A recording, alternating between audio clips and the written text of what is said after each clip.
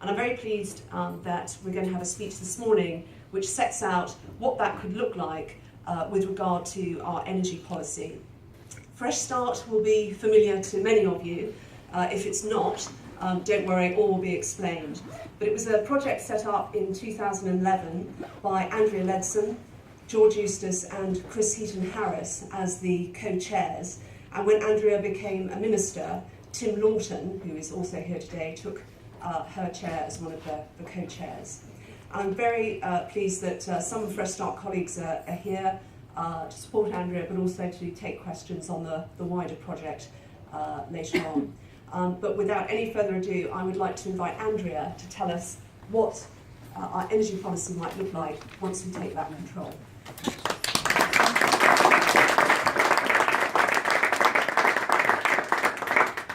Well, good morning, and thank you all so much for being here, and particularly to my great friends and colleagues, Penny Mordaunt, Anne-Marie Morris and Tim Lawton, who've come along as part of Fresh Start.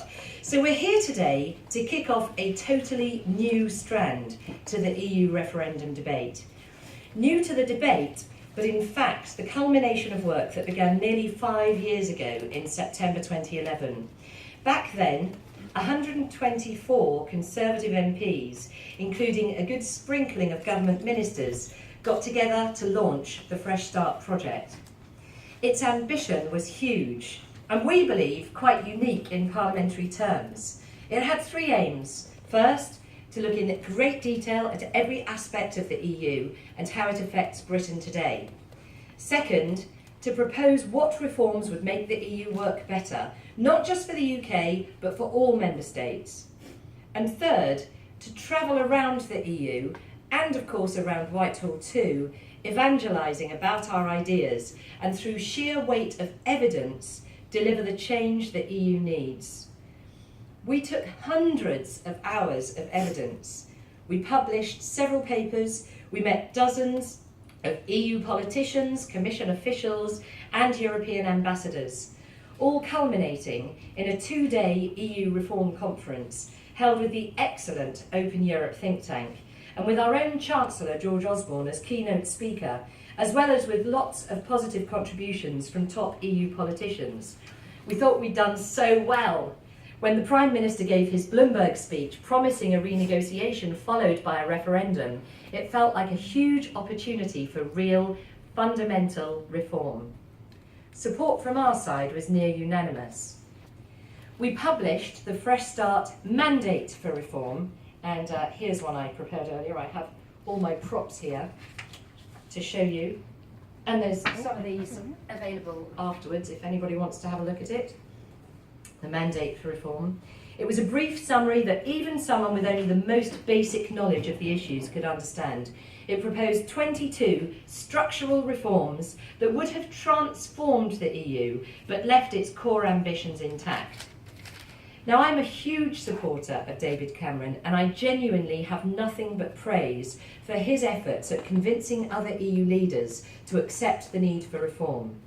But did we get anything like the sort of reform that would make the EU work better? No, not even close. And worse, even with the certainty of a UK referendum following the negotiation, it's clear that there was no appetite whatsoever amongst European leaders for anything more than a few minor concessions. So you can imagine the disappointment of so many MPs at the choice that now lay before us. Accept a largely unreformed EU where we have no control over the knock-on effects of Eurozone integration and the EU migration crisis, or choose the route of freedom and democracy, in, of course, the certain knowledge of an almighty battle ahead with an establishment who would stop at nothing to scare voters into submission. So I can tell you most, although not all, of the Fresh Start team have now chosen to take back control on June the 23rd, and I applaud them for that. I truly believe the UK's best days lie ahead of us as an independent, free-trading, globally competitive nation. The facts are absolutely on our side. We speak the world's international business language, our contract law is world-class, our judicial system is one of the least corrupt in the world, Our economy is the world's 5th largest, behind only the US, China, Japan and Germany. London, home to 9 million people, has had top ranking for the last 4 years in a row on the Global Power City Index. And of course there's the Commonwealth of 2.2 billion consumers, where much of the world's fastest economic growth is taking place and where huge opportunities lie for new British trade links. And it's not just our economic achievements that point to a bright future. The Times World University Rankings includes 3 UK universities in its top 10. We're a founding member of NATO. We hold one of the 5 permanent seats on the UN Security Council. Leaving the EU won't change any of that, and we will continue to have the 4th largest military budget in the world. So the battle is joined, and the Fresh Start project has turned its attention away from reform ideas and instead to answering the question on everyone's lips. What does it mean if we leave the EU? So we plan to publish over the next couple of weeks a series of papers on what leaving the EU might look like across all sorts of policy areas. We'll be talking about how remaining in the EU will affect us in different policy areas. We'll be talking about how the transition period of our exit might look, and then a flavour of what our options will be once we get back our freedom to choose. And today, as Energy Minister, I want to kick off by talking about my own sector. So it's well known that there are 3 critical considerations that are always at the forefront of our energy policy. Often referred to as the energy trilemma. They are keeping the lights on, keeping the cost of bills down, and moving to a clean energy future. And the fact is that we are world leaders in the development of new low-carbon technologies. Not only that, but our emissions reduction ambitions set out in our UK Climate Change Act of 2008 are world leading, certainly EU leading. So let me be very clear, absolutely none of this is threatened by the UK voting to leave the EU on June the 23rd. Put simply, the lights will not go out, bills will not go up, and decarbonisation will not stall as a result of leaving the EU. Where electricity and gas are concerned, ongoing security of supply will always be a red line for the UK, and I want to briefly address both. The truth is that the vast majority of our electricity is in fact homegrown, and we've made enormous strides towards lowering our carbon emissions. In fact, 24% of our electricity now comes from renewable sources. The electricity we get from elsewhere, both from countries in the EU and beyond, is through interconnectors, privately owned by companies. So let's be very clear here. Businesses do business with each other, and the electricity flows through interconnectors in the most profitable direction, so everyone benefits. Nobody can reasonably claim that our electricity would somehow be switched off by a European politician trying to punish the UK for voting to leave. That's not going to happen. But even more vital than electricity to our economy is our use of gas. Over 80% of us use gas for heating and cooking. And again, the UK is on a very secure supply footing. There is a global wholesale market with plentiful sources of liquefied natural gas, totally unrelated to membership of a political bloc.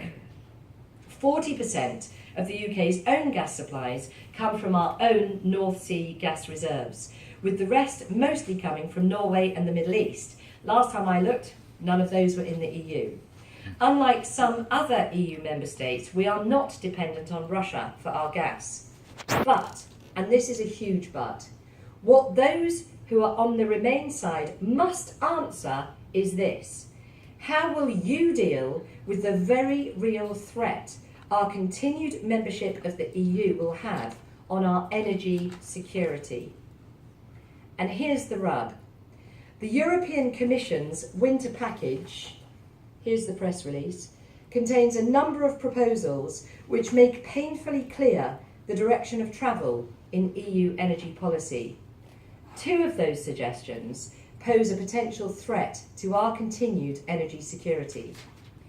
First, we will be required in future to ask the Commission for approval before negotiating new gas deals with international partners, leaving us possibly reliant on a group of unelected Eurocrats, further diminishing our freedom to act in our own best interests and certainly delaying our ability to respond in an emergency.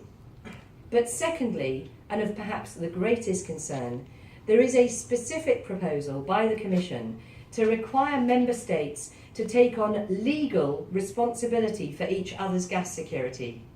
To quote directly from the Commission's report that I just waved at you, the Commission's report, anyone who wants to see it, it's available afterwards. This is the quote: "Under the so-called solidarity principle, an EU country in trouble would see gas supplies to its households and essential services ensured by neighbouring EU countries." That's the end of the quote. There's a lot more in the press release. So the wording is clear. If we remain to become part of the Energy Union and another member state faces problems with their gas security, perhaps because of a political dispute with a supplier, we will be required to deprive our own small businesses of energy here at home. Now, whilst we already do have a voluntary arrangement with Ireland on energy security, this EU proposal goes much further and takes control entirely out of our hands. The tragedy is that this has always been a red line for us. As we always say, energy security in the UK is not negotiable. But it appears this will soon change. And what's more, the decision will be taken under qualified majority voting, which means we have virtually no chance of resisting it.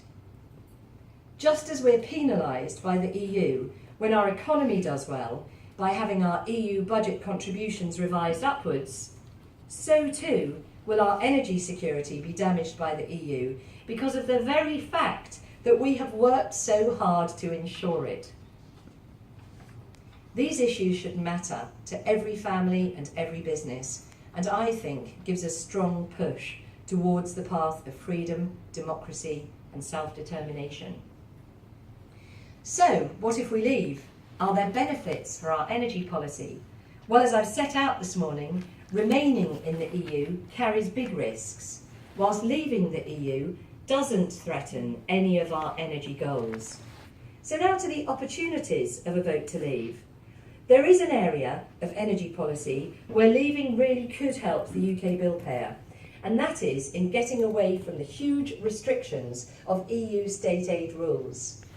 We've seen only recently how help for our steel sector is subject to EU state aid, making it not only difficult but also painfully slow to save our steel.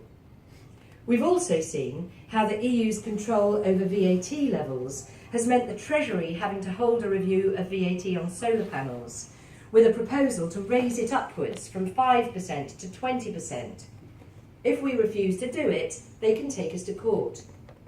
And less well known, but a huge thorn in my side every single day, is the need to get EU state aid approval if we want to make any policy choices about our energy mix. So the capacity market that ensures our electricity supply, the contracts for difference auctions that support new renewables, even our new nuclear ambitions, all have to be approved under EU state aid, a process that can take months and even years, leaving us unable to efficiently address issues of value for money for the bill payer. Leaving the EU will give us freedom to keep bills down, to meet our climate change targets in the cheapest way possible, and of course, to keep the lights on.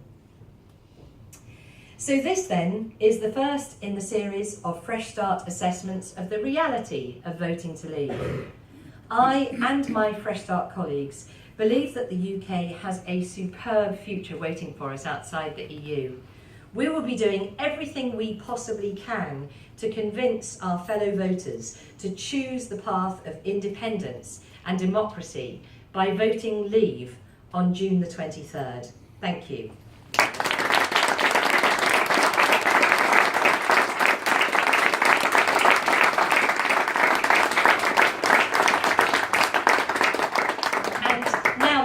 and I'd like to ask Penny Mordaunt, Anne-Marie Morris and Tim Lawton if they'll just come up here, and we're going to take some questions from you on any aspects of Fresh Start, the work we're doing, and obviously the really important issues that lie ahead of us. Yes, thank you. Yeah, Jessica Shankelman from Bloomberg News. Thank you. Sorry, Jessica Shankelman from Bloomberg News. The EU proposals that you talked about, I just wondered how they would affect the UK if we remained within the European Economic Area. Would we still be subject to those proposals? And secondly, your boss, Amber Rudd, she's a campaigner for the Remain campaign. Has that affected your working relationship and your ability to make proposals and policies within DEC? Well, taking the second question first, I absolutely get on incredibly well with Amber Rudd. We're great friends and I have huge respect for her. And on this issue, we have agreed to disagree, and with the utmost of respect. But I don't think it'll harm our relationship, and it certainly isn't hampering our working together in the department. No, I genuinely don't think so. On your first point, obviously what the UK will be doing is having the options in front of us to make policy choices. Now, I believe that we will not be a part of the single market, that we will negotiate a big free trade agreement, but with what I've been talking about today with regards to energy policy, as I think I've set out very clearly, whether we leave or stay in the EU, there will not be an impact on our energy security. There might be an improvement in our ability to keep bills down, and there'll certainly be an improvement in our ability to protect ourselves from the EU trying to make us responsible for the energy security of others. Yes, the gentleman at the back there. Thank you, Minister.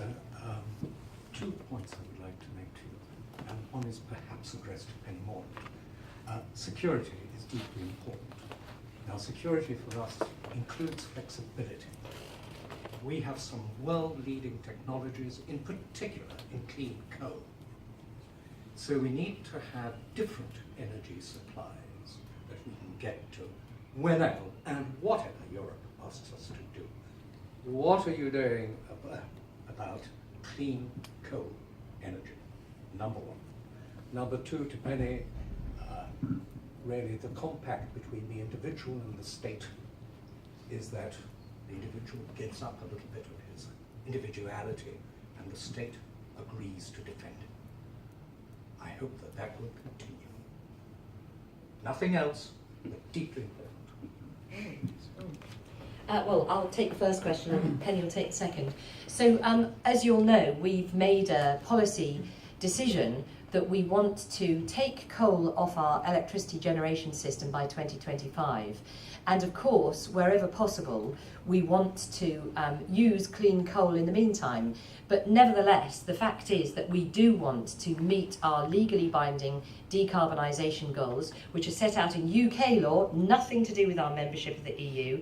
And so everything that we do is geared towards that. So the deployment of renewables, better efficiency, reducing energy demand and so on, all of our policies are geared towards decarbonising at the lowest possible cost. Penny. Thank you. Fresh Start has done a huge amount of work on both security and defence issues and the justice issues that surround them and enable them. I think what is absolutely critical is that whatever we are doing in austere times is making a tangible difference to our security and our resilience as a nation, and that includes our energy security as well. We are going to be talking about all these issues in the future, but what concerns me is the EU, through A, the rulings from the European Court, and B, because what it is requiring us to do in terms of limiting the security relationships that we would want, and also tying up some of our defence assets into things which make no tangible difference to our security at all.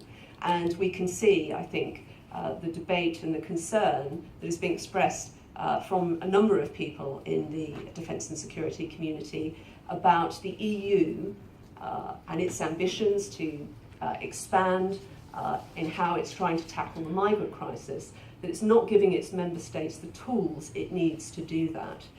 We have to take back control, particularly of our borders, but also the operational freedom we need, whether it's protecting the UK or whether it's allowing our servicemen and women overseas to conduct operations as they require. Currently, we are being barred from doing that, and that is going to be a topic Fresh Start's done a lot of work on, and we're going to be talking about in the weeks to come.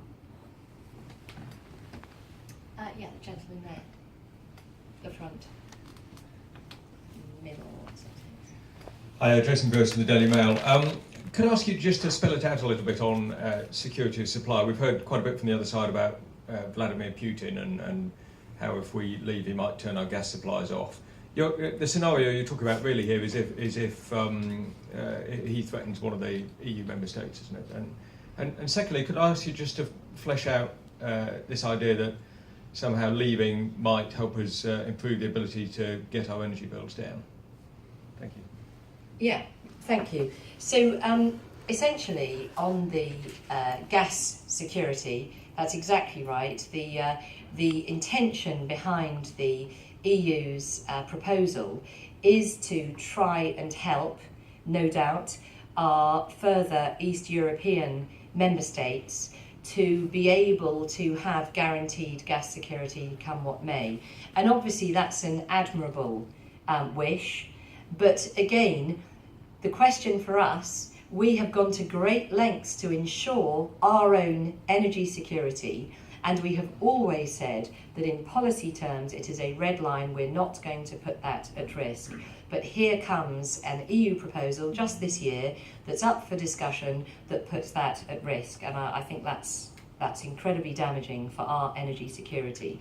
And the reality is, should it be called upon, it does mean that we will have to restrict our own supply of gas. And that is the point. So it's not as if it's a free option. What it's saying, and it does go on to say further in the winter package, and Maris Sefcovic has made clear, it does mean potentially us switching off our businesses in order to provide essential services elsewhere. Now, some people might say, well, that's a great thing to do, share and share alike. But what I would say is we've gone to great lengths to ensure energy security in this country, and we should not be putting it at risk because others haven't done so. You know, that is our first duty, is to our own people.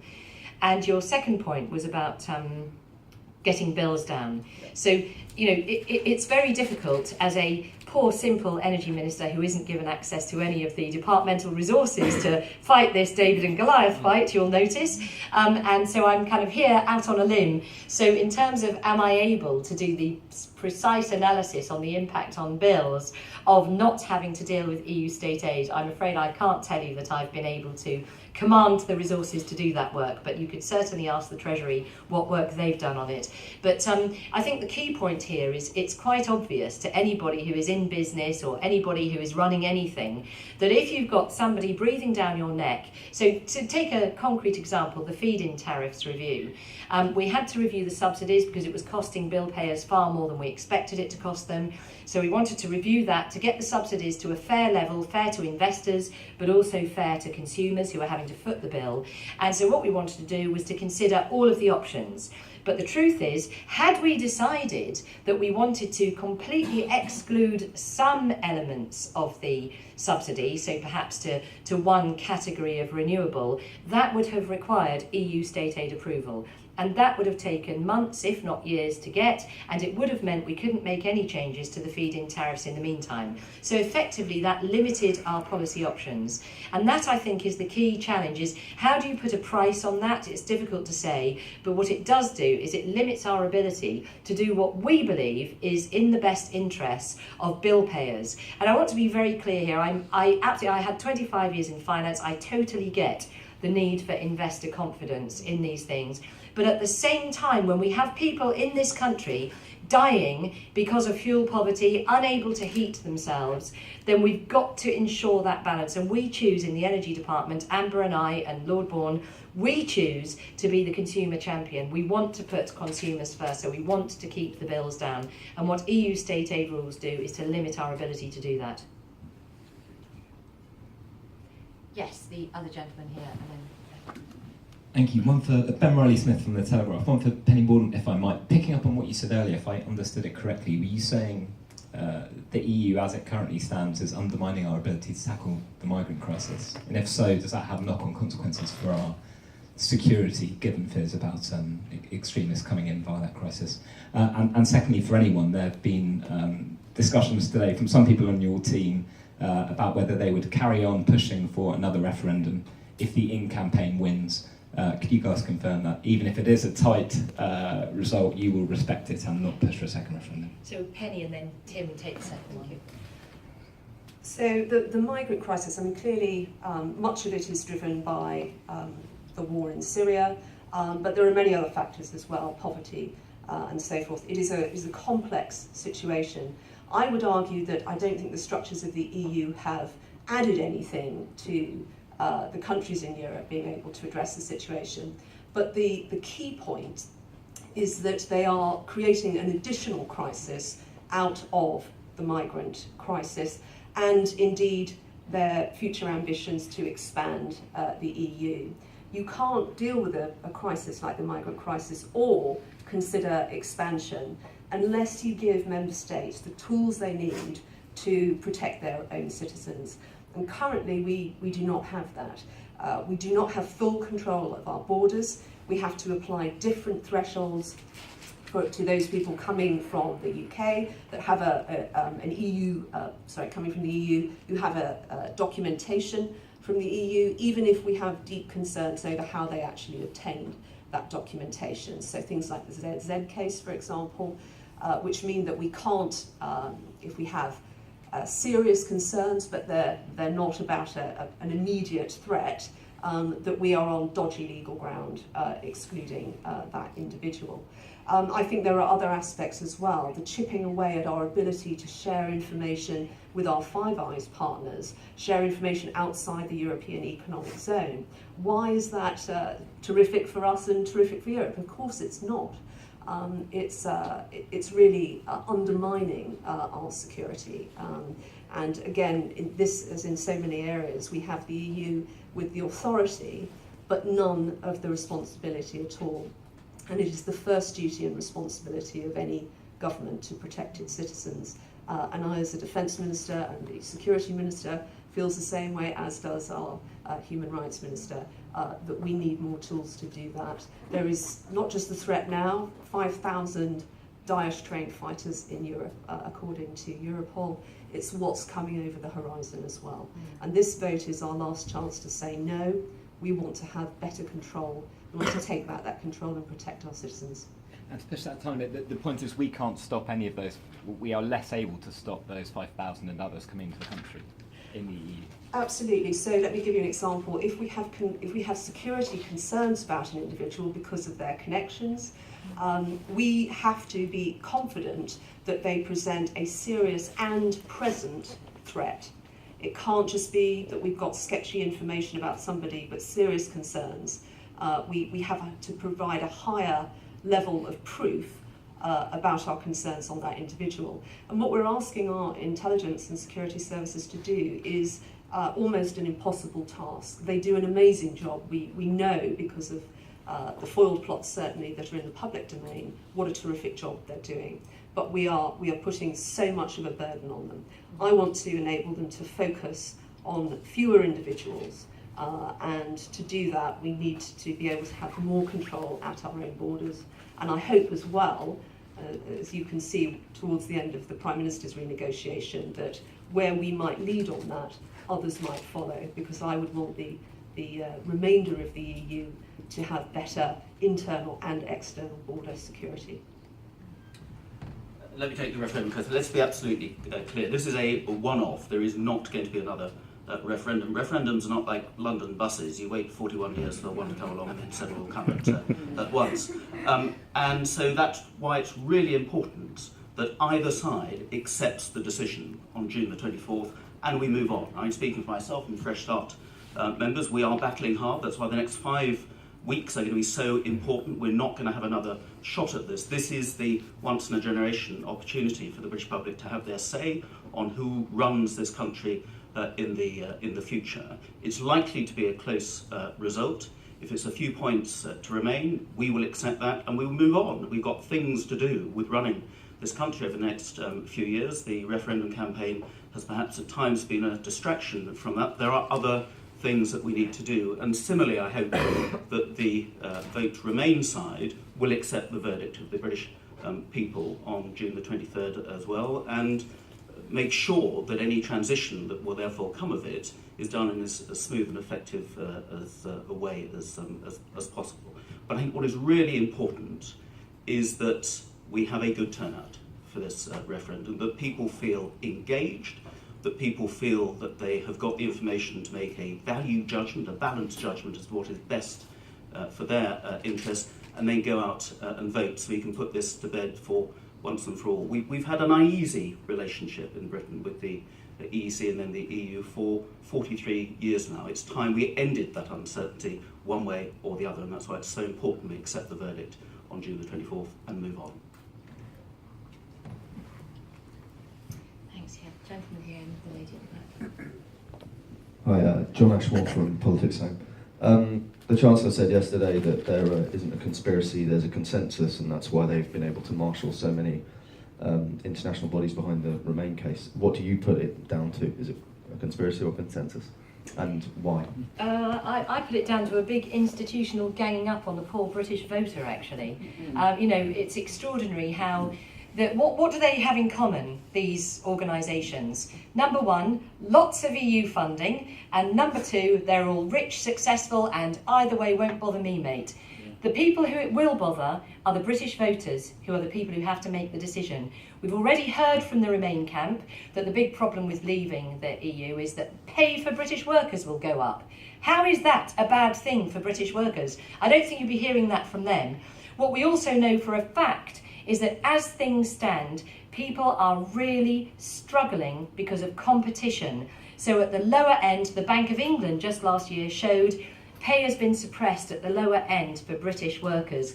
Jobs are being displaced at the lower end for British workers. We know people are struggling to get their children into a decent primary school. We all know the NHS is desperately creaking. We all know that the housing market is overblown, not enough houses available for the demand of people who want to move into them. So there is no doubt that these comfortable individuals, i.e. the establishment who are so determined to tell you what's good for you, have no idea, they have no skin in the game, and it's the British voter who is going to be making their decision.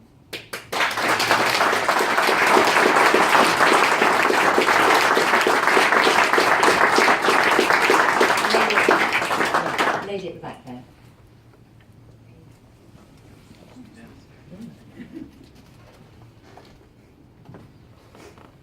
Hello, I've got a quick two-part question. I try to convert people to our way of thinking, and on the way here, the taxi driver said to me, this government, if we go out of Europe, or if we go out of Europe, then all the laws that they're